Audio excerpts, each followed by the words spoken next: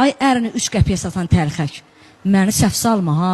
Mənim keçmişimdə bu günüm də tərtəmizdir. Mən Ofelia Şabanovayam. Tərtəmiz hər kəsin Azərbaycanlı kişilərin bacı adını qazanan bir xanımam, müğənniyə. Hər müğənniyə bu nəsib olmur. Özünlə məni qarışdırma, balaca Şinanay. Sənlə biz zaten qanun qarşısında görüşəcəyik.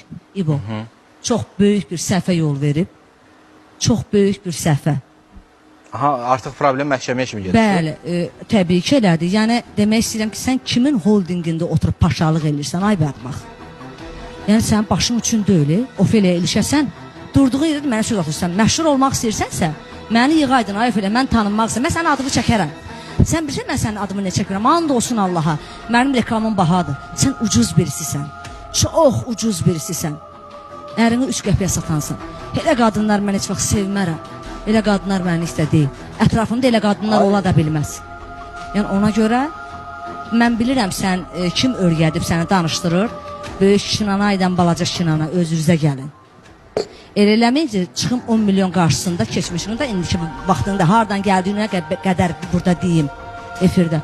Özünü ələ al, özünə gəl. O sözü də özün yiyəcəksən, narahat olma.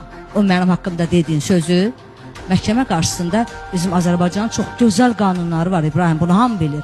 Çox gözəl, bizim də qanun qarşısında boynumuz qıldan incədir. Çox.